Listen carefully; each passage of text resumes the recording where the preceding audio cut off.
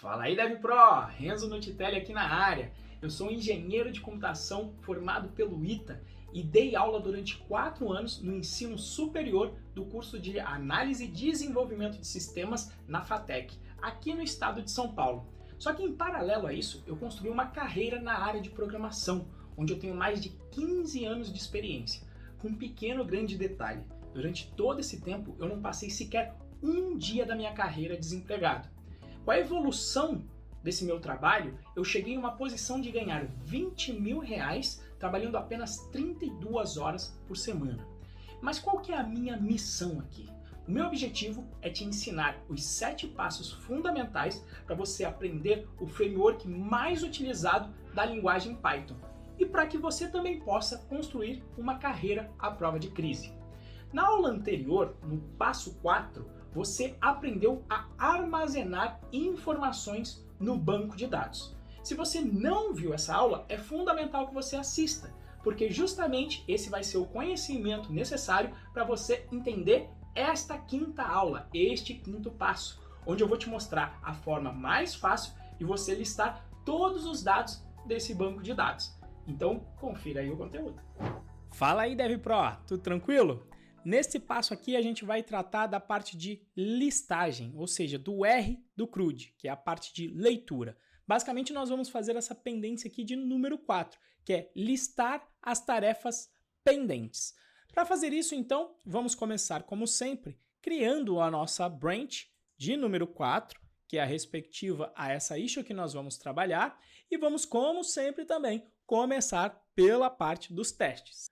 Vamos então aqui na nossa aplicação na parte de testes, lá no Get, e agora a gente vai querer testar como que fica a listagem da minha lista de tarefas.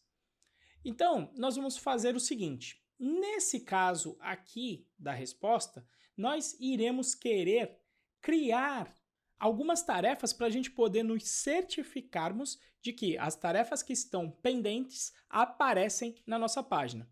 Então vamos fazer o seguinte, ó.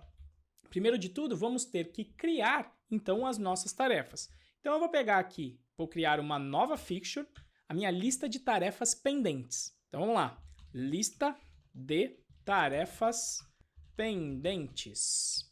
E aí nós vamos utilizar o banco de dados. Aqui, o que nós vamos fazer? Nós temos que criar aí algumas tarefas. A gente pode, de repente, criar 2 delas. Como é que a gente vai fazer para criar? Simplesmente vamos referenciar o nosso modelo tarefa. Vamos criar aqui o nome, que eu vou chamar de tarefa 1. E vamos colocar aqui o feita igual a false, explicitamente. Só que isso aqui eu já vou salvar no meu banco de dados. Então, esse daqui vai ser uma tarefa salva. O que eu vou fazer? Eu vou retornar o resultado disso aqui como se uma lista fosse, porque, de fato, eu quero criar uma lista com essas tarefas. E aí, o que nós vamos fazer aqui? Vamos copiar para criar uma segunda tarefa aqui, que eu vou chamar de tarefa 2. Feita esta pendência, nós vamos de novo fazer uma resposta, só que agora, antes de efetuar essa resposta, nós vamos salvar a minha lista de tarefas. Então, eu vou dar o nome aqui para essa fixture de resposta com lista de tarefas. Então, eu vou declarar aqui, ó, lista de tarefas antes de fazer a minha chamada com get, ou seja, vai ser criado lá no meu banco de dados. Agora, com isso daqui, eu vou poder fazer um teste me certificando do conteúdo que vai aparecer. Eu vou inclusive jogar esse submit lá para cima, porque esse teste aqui faz parte dos testes mais simples. Agora, eu vou fazer uma cópia porque o teste será parecido aqui no caso. Só que o que eu vou fazer? Eu vou testar se lista de tarefas pendentes presente. Ou seja, presente no caso no meu arquivo HTML que vai ser gerado. Para eu poder fazer esse teste, eu tenho que efetuar a resposta com a lista de tarefas e eu vou precisar da minha lista de tarefas aqui também para eu poder fazer o quê? Para eu me certificar de que todas elas se encontram no meu HTML. Então, como é que eu vou fazer isso daqui? Olha, para cada tarefa na minha lista de tarefas pendentes, eu vou fazer o assert contains e vou perguntar o quê? Se nessa resposta o nome de cada uma das tarefas aparece. Vamos reformatar aqui e rodar todos os testes para ver se eles continuam passando. E obviamente que esse aqui não, porque a gente não implementou. Vamos então para a parte da implementação. Qual que é a minha ideia para implementar esta tarefa? Utilizar de novo o input group, que nós já utilizamos anteriormente, só que agora utilizar com um checkbox para dizer se a tarefa está feita ou não. Então eu vou utilizar essa estrutura aqui, olha. Então eu vou copiar essa marcação de HTML e aí eu vou colocar lá no meu template, que está dentro de tarefas, o home.html. Então para isso, eu aqui, logo depois do formulário, vou copiar inclusive esse H1 que está aqui, que é um título, e vou criar como sendo um H2, um pouco menor só. Vou continuar com a minha margem para o topo igual a 5 e eu vou listar aqui então tarefas pendentes. E aí o que eu vou fazer? Eu vou utilizar a template tag do Django que se chama for. For o quê? Para cada tarefa na minha lista de tarefas pendentes, eu vou fazer o seguinte. Primeiro eu já vou finalizar o for aqui. E o que eu vou querer fazer efetivamente? Eu vou querer criar um formulário para cada uma dessas tarefas, contendo aqui esse input group que nós vamos copiar aqui do Twitter Bootstrap. Então vamos dar uma reformatada. Vamos deixar aqui o checkbox para tarefa. Aqui é o input também para a tarefa, então text input para tarefa e vamos colocar aqui um placeholder.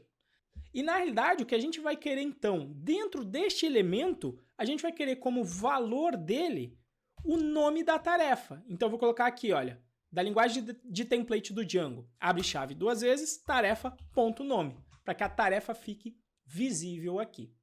Vou rodar os meus testes e vamos ver o que acontece.